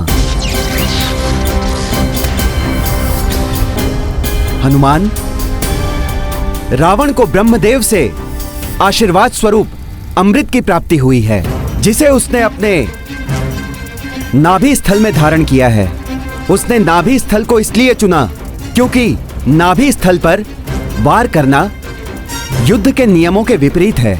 अतः मुझे संदेह है कि प्रभु युद्ध के नियमों के विरुद्ध ये कार्य कदापि नहीं करेंगे।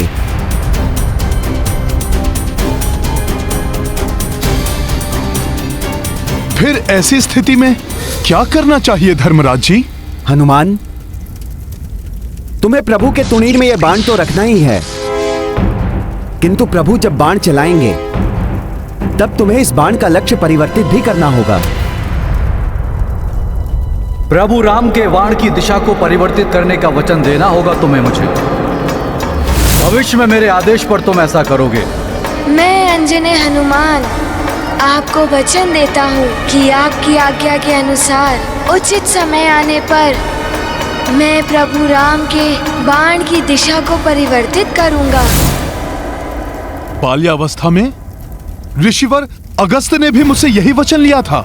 ऋषिवर अगस्त को भी यह ज्ञात था कि ब्रह्मा जी से प्राप्त अमृत को रावण ने अपनी नाभि में छुपा कर रखा है। हनुमान, अब तो तुम्हारे मन में कोई संशय नहीं है ना?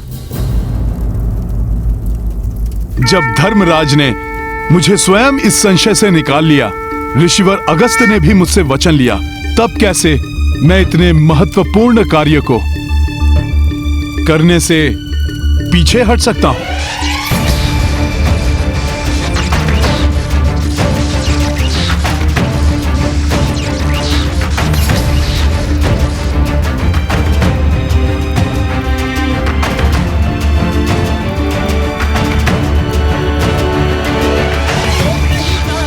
मैं प्रभु के तुणीर में ये बाण रखूंगा। समय आने पर इसका लक्ष्य परिवर्तन भी करूंगा। अब अधर्म का नाश होगा और धर्म की विजय होगी, विजय होगी, विजय होगी, विजय होगी। मेरे प्रभु श्री राम की विजय हो, राम की विजय हो, राम की विजय हो, राम की विजय हो।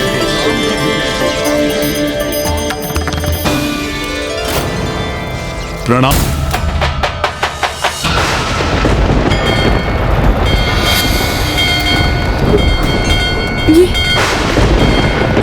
ये क्या? ये अकस्मात क्या होने लगा? कहीं ये किसी बड़े अशुभ का संकेत तो नहीं है? शब्द विजय पर्याय कपीसा, बल अपार मुख तेज रवीसा। रावण दुष्ट का मृत्यु बाणा, प्राप्त किए देखो हनुमाना। रघुनंदन रावण की लड़ाई, अंत चरण हनुमत पहुँचाई। काज प्रभु के कपि किए पूरे, इनके बिना रघुराई अधूरे। हनुमत की रुचिकर लीला, राम भगत की जय जय जय महाबली हनुमान।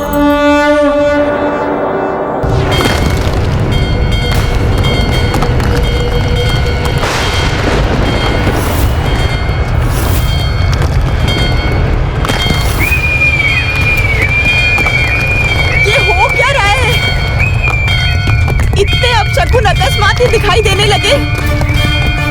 कहीं कोई बड़ा अनर्थ तो नहीं? नहीं नहीं।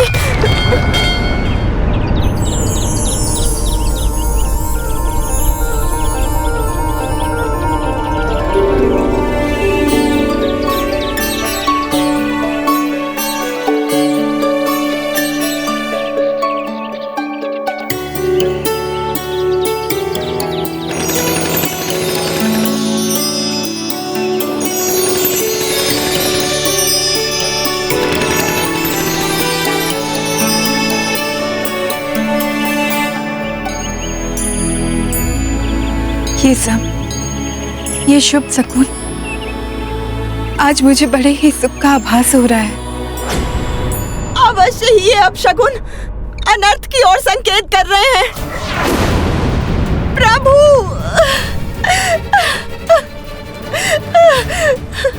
प्रभु रक्षा करना मेरे स्वामी की।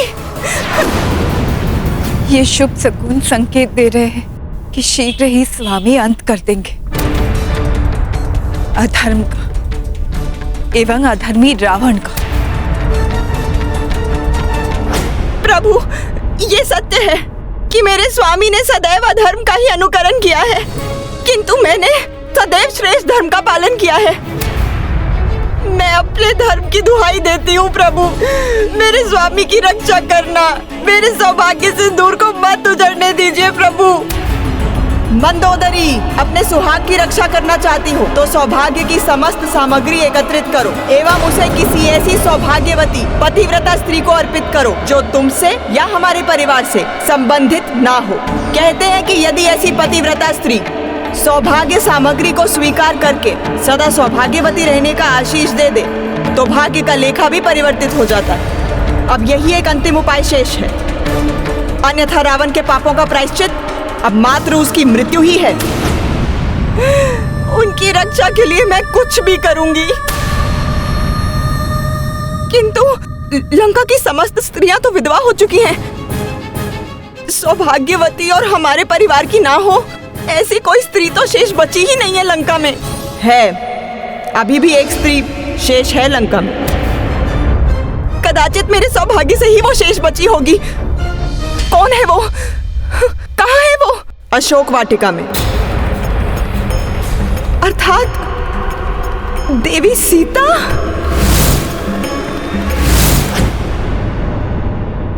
सौभाग्यवती एवं पतिव्रता होने के कारण सीता सौभाग्य सामग्री को ठुकरा भी नहीं सकती। उसे तुम्हें सदा सौभाग्यवती रहने का आशीष देना ही पड़ेगा, और चूंकि वो स्वयं देवी लक्ष्मी का अंश है इसलिए उसके मुंह से निकला हुआ आशीष निष्फल नहीं हो सकता। किंतु सीता, मात्र सीता ही अब एक अंतिम आशा शेष है रावण के जीवन की रक्षा के लिए।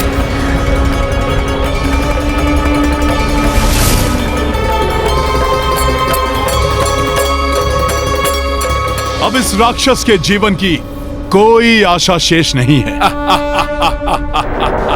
इसकी मृत्यु का बाण प्रभु के तुणिर में पहुंच चुका है।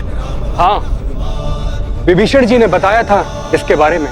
भ्राता लंकेश की मृत्यु का बाण स्वयं उनके पास ही है, जिसको प्राप्त किए बिना उनका वध असंभव है। मैं जानता था कि आप कभी भी प्रभु श्री राम के काज में असफल नहीं होंगे। कुछ भी करके आप मृत्यु बाण को लाने में सफल अवश्य हो जाएंगे।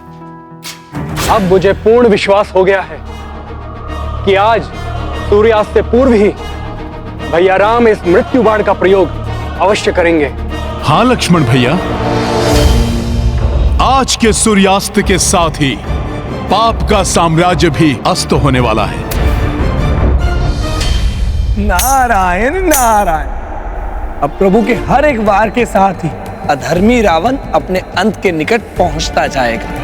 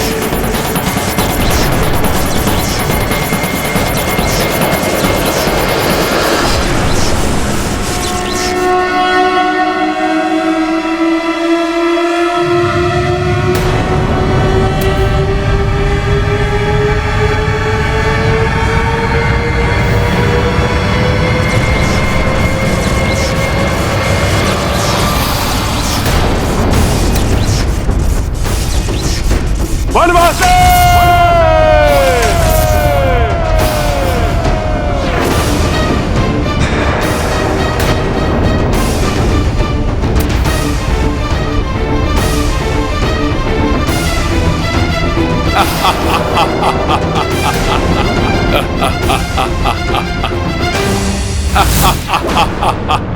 देखना, अब प्रभु निकालेंगे रावण की मृत्यु का बाण।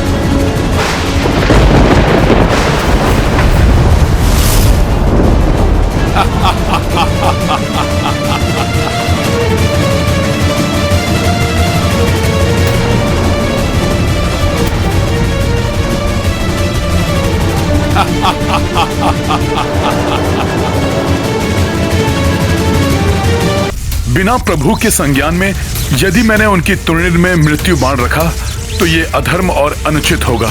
हनुमान, अधर्म तो तब होगा जब रावण का मृत्यु काल आने पर भी प्रभु श्री राम के हाथों से मृत्यु प्राप्त नहीं हो पाएगी। किंतु धर्मराज जी, कभी कभी बड़े उद्देश्य को पूर्ण करने के लिए छोटी छोटी भूलों की अपेक्षा करनी पड़ती है। मैं तुम्हें ऐसी ही एक कथा सुनाता हूँ जिससे तुम धर्म और अधर्म की दुविधा से बाहर निकल सकोगे।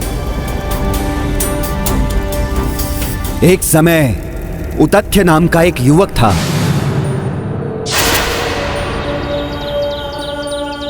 एक श्राप के कारण उसकी बुद्धि नष्ट हो चुकी थी और उसके परिजनों ने उसे मूर्ख कहते हुए घर से बाहर निकाल दिया था।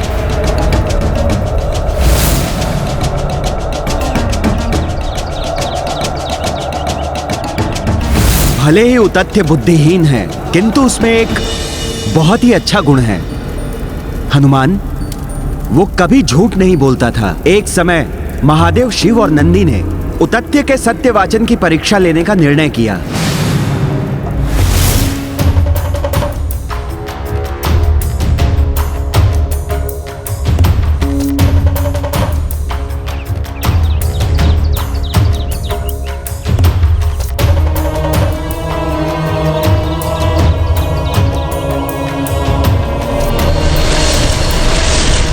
महादेव ने आखेटक कर प्रियं शंकरं सर्वनाथं भजामि, प्रियं शंकरं सर्वनाथं भजामि, प्रियं शंकरं सर्वनाथं भजामि, प्रियं शंकरं सर्वनाथं भजामि, प्रियं शंकरं सर्वनाथं भजामि, प्रियं शंकरं सर्वनाथं भजामि। ओम नमः शिवाय, ओम नमः शिवाय, ओम नमः शिवाय, ओम नमः शिवाय, ओम नमः शिवाय। हर हर महादेव, हर हर महादेव, हर हर महादेव, हर हर महादेव। प्रियं शंकरं सर्वनाथं भजामि, प्रियं शंकरं सर्वनाथं भजामि, प्रियं शंकरं सर्वनाथं भजामि, प्रियं शंकरं सर्वनाथं भजामि। ओम नमः शिवाय, ओम नमः शिवाय, हर हर महादेव, हर हर महादेव। प्रियं शंकरं सर्वनाथं भजामि, प्रियं शंकरं सर्वनाथं भजामि।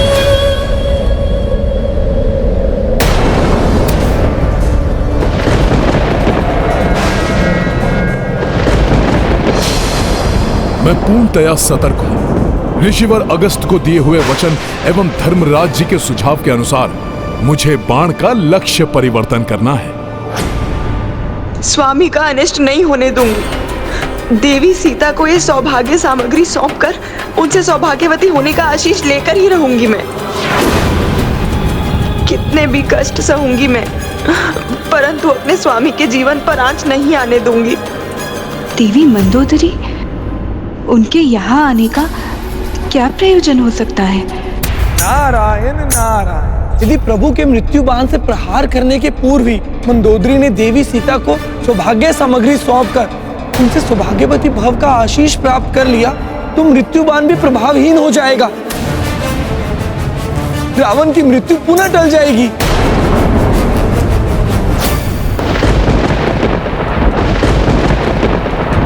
ये बाण मेरी मृत्यु के बाण के सदृश कैसे प्रतीत हो रहा है, जिसे कुछ ही समय पूर्व मैं स्वयं अपने राजप्रसाद में देख कर आया हूं।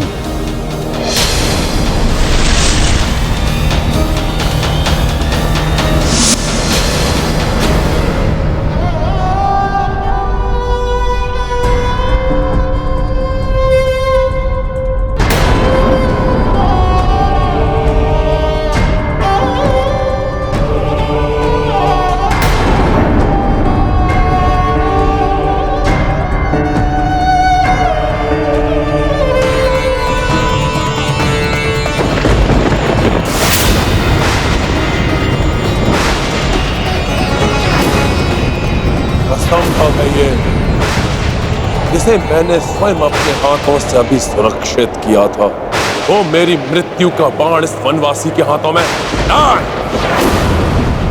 अवश्य ही कोई छल है, मुझे भ्रमित कर भयभीत करना चाहता है ये वनवासी।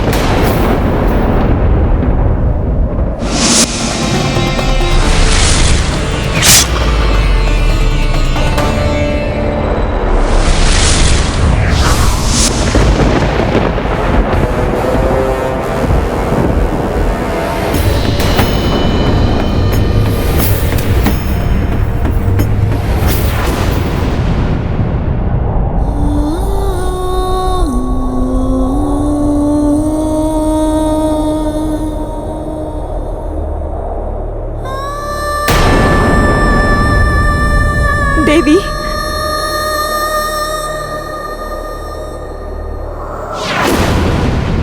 अनेक कष्ट उठाकर भी आपने पूर्ण निष्ठा से अपने पतिव्रत धर्म का पालन किया। मेरे हृदय में आपके लिए अपार श्रद्धा है। मेरा विश्वास कीजिए देवी, मैंने सदैव स्वामी के प्रत्येक अधर्म का विरोध किया है। देवी मंदोदरी, आपके प्रति मेरे हृदय में कोई द्वेष नहीं।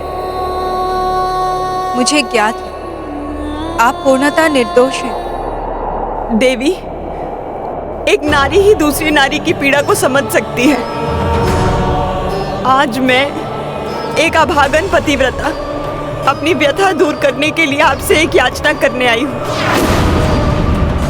सच्चे हृदय से आपको कुछ देने और आपसे कुछ लेने आई हूँ। बस आप ये मत कहिएगा कि मेरी याचना स्वीकार करना आपके लिए असंभव है। रावण हूं मैं, किसी भी छल और किसी भी चाल में नहीं फंसूंगा। इससे पूर्व ये वनवासी कोई चतुराई दिखाए, उसके पूर्व ही मैं अपने सबसे घातक आसुरी अस्त्र का प्रयोग करूंगा।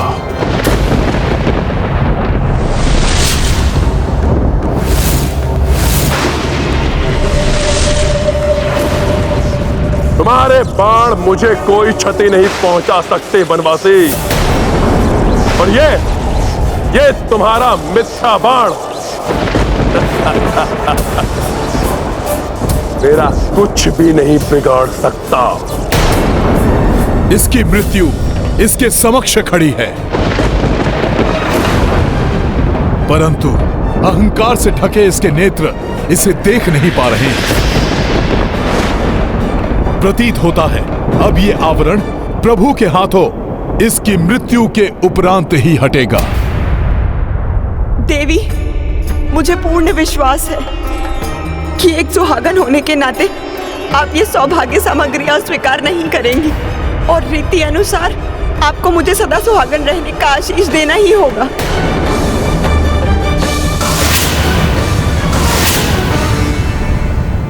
ये कैसी दुविधा में डाल दिया देवी मंदोदरी ने मुझे।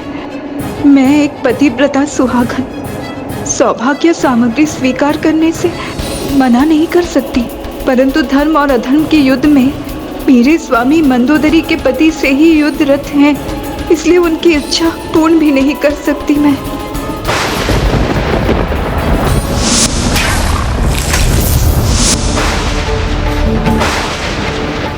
इधर प्रभु के हाथों से ये बाण चलेगा, उधर माता सीता के समस्त कष्टों और दुविधाओं का अंत होगा।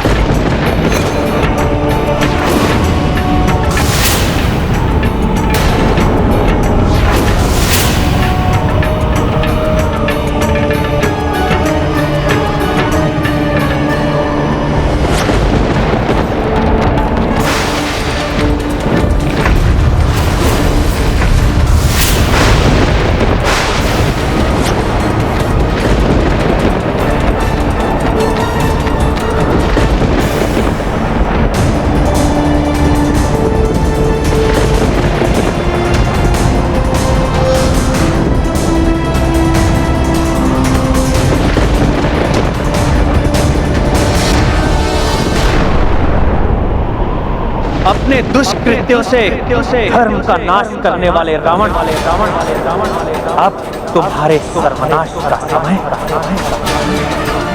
आ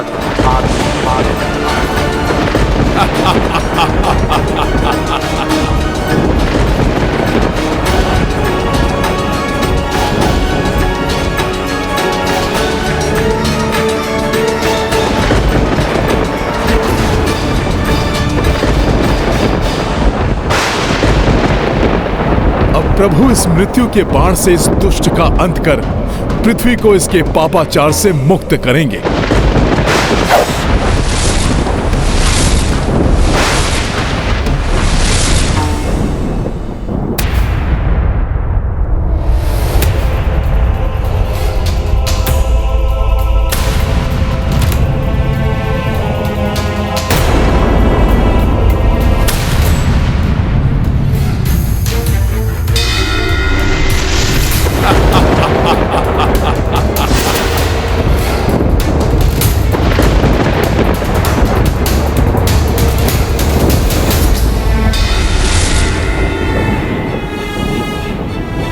अनर्थ हो गया। मेरे सुहाग की प्रतीक मेरी सिंदूरदानी गिर गई।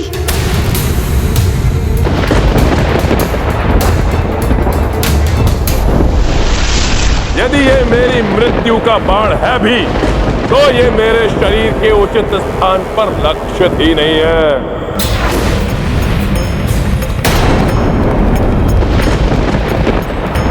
प्रभु राम के बाण की दिशा को परिवर्तित करने का वचन देना होगा तुम्हें मुझे। यही उचित समय है।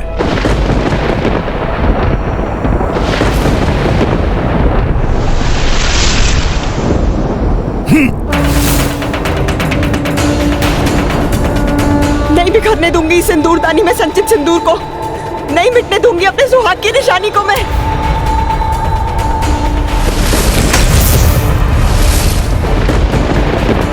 हनुमान जी अब क्या करने जा रहे हैं? वो इस बाण को उचित दिशा देने जा रहे हैं।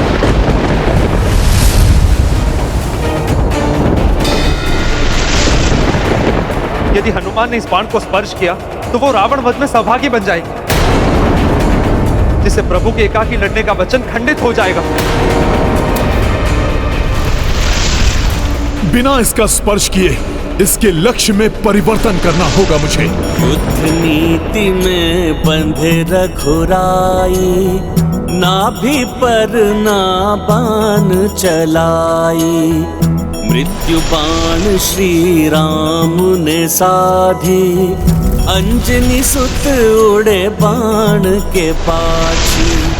हनुमत युक्ति लगाई त्वरिता, बिन स्पर्श दिशा दी तीरा। तीर दशानन नाभि जय श्री राम। वचन अगस्त कपि किए पूरा। पूरो। गाथा महाबली हनुमत की, रुचिकर लीला राम भगत की, जय जय जय रघुनंदन राम। हनुमान जी सफल हो गए, बिना बाण को छुए ही उसकी दिशा परिवर्तित कर दी।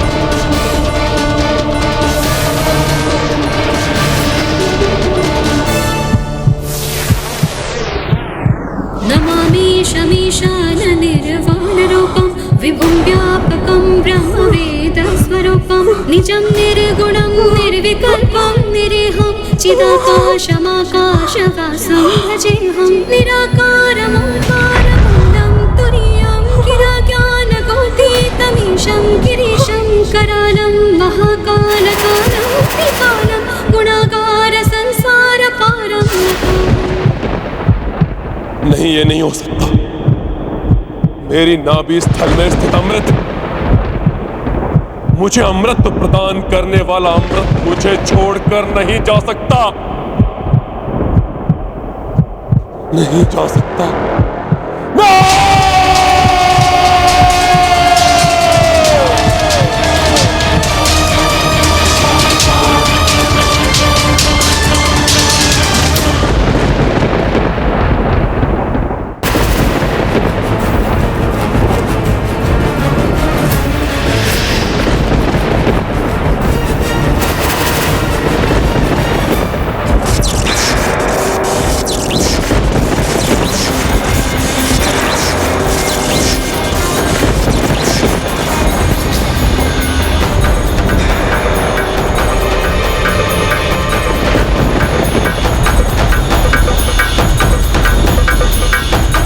रावण, दुश्मन रहे रावण। अब तुम्हारी मृत्यु तुम्हारी निकट पहुंच चुकी है।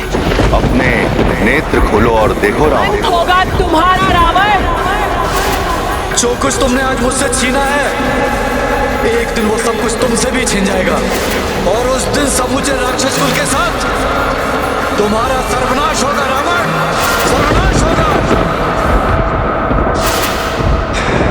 यदि युद्ध हुआ तो इसकी परिणति अति भयंकर होगी। ना तुम बचोगे और ना ही तुम्हारा कोई अपना। तुम्हारे इस दुष्कृत्य का प्रतिशोध मैं अवश्य लूंगी। पुनर्जन्म लेकर तुम्हारे ही विनाश का कारण बनूंगी। ये सीता उन्हीं वेदवती के प्रतिशोध की अग्नि है जो तुम्हें जलाकर भस्म करने आई, भस्म करने आई। तुम्हारी मृत्यु तुम्हारी निकट पहुंच चुकी है, मेरे स्वामी और सेवक हनुमान के रूप में।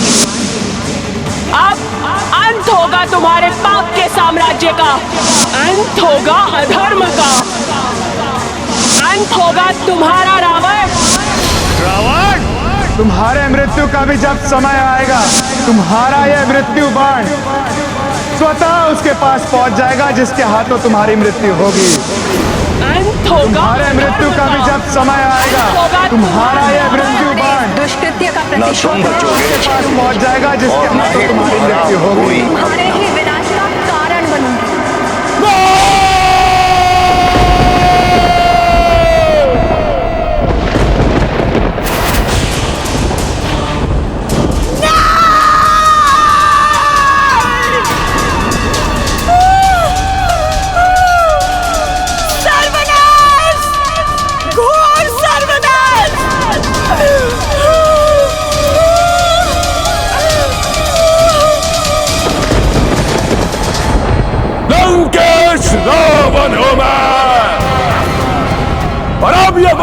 कोई भी सुरक्षित नहीं रहेगा।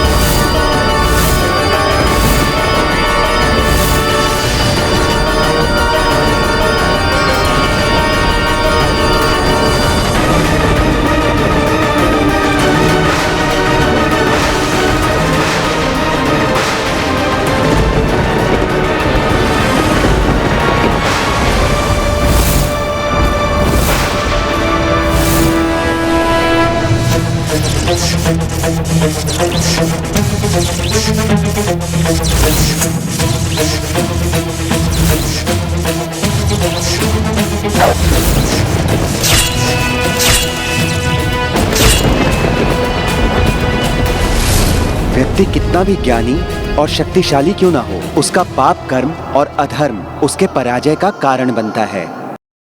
पाप एवं अधर्म के नाश का समय अब निकट है।